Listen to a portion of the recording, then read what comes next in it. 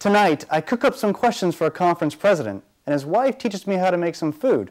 Hey, give a man a fish and he eats for a day, right?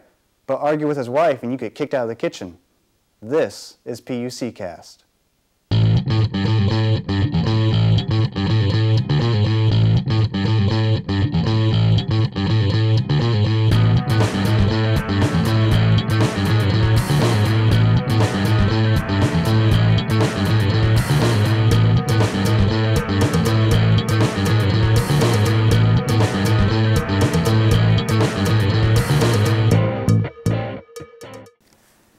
Tonight we have a very special guest, and he's a close personal friend of mine.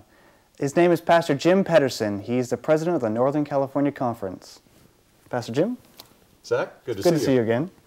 Now, let's start off with a question that's been burning on the lips of everybody, and that is, what are some of the things that you are working on at the conference that you think would be very enticing to young people like me and other college students?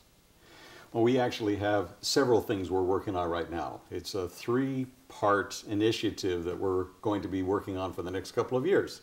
And we just announced it at our recent convocation in Sacramento. We're looking to raise about $1 million to do three specific projects that we believe can benefit the kingdom of God, not only here in our part of the world, in Northern California, but literally around the world.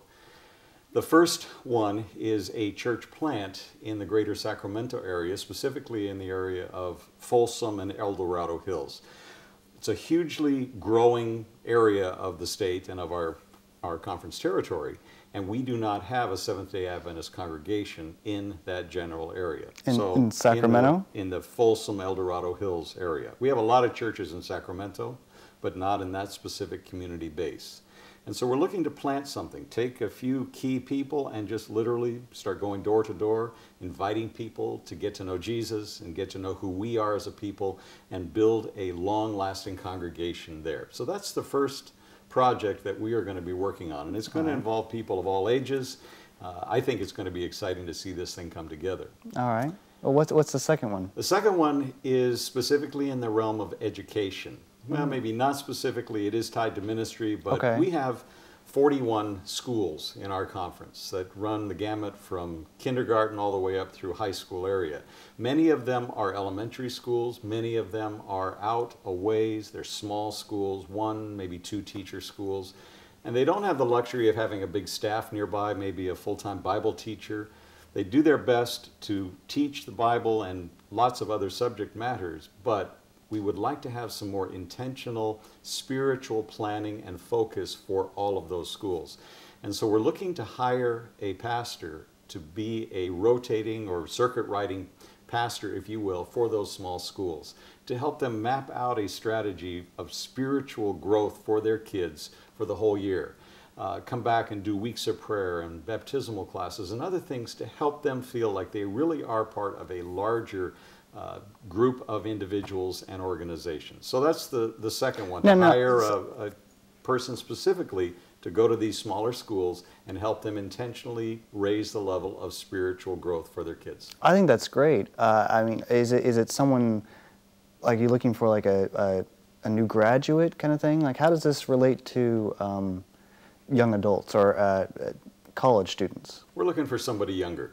Somebody who's going to be able to relate well with the kids, connect with them at weeks of prayer and other things, that when this person shows up on campus, they're going to be able to say, hey, that's our youth pastor. All right. And the youth pastor is just going to happen to have a whole bunch of kids and a whole bunch of schools that he or she is going to be dealing with. All right. And what about the third? The third one is something that probably a number of college students have already participated in, and that is going on a mission trip. And we're going to partner with Maranatha Volunteers International, that is well known for doing a lot of church building projects. And right now they're focusing on the country of Mozambique, east coast of Africa. And they've committed to doing 1,001 church building sites. But the thing that excites me is they're not just church building sites. They can also be used for schools. They can be used for medical clinics. So all week long there are going to be things happening in these facilities. And we have partnered with them and told them we will commit to sponsoring 25 of those building projects. And so we're going to be working with our churches, our schools, to come together and literally go halfway around the world and help impact, again, the kingdom of God by building something in a remote part of the world, but something that will have a long-lasting benefit. Wow, and you said 25 out of how many again? 1,001. Wow, that's a big undertaking. For those 3 projects, we're shooting to raise $1 million between now and the end of 2008. Oh wow! And how long is that projected to go for? Well, the projects are going to go well beyond the end of 2008, but to raise the funds, we're looking at doing that between now and the end of 2008. All right, all right. Now, here's a question that we were talking about beforehand that it's one that not too many people, I think, they tend to shy away from. But I'd like to talk about the GYC, okay. The General Youth Conference, or as I understand it now, it's also called the Generation of Youth for Christ. Okay.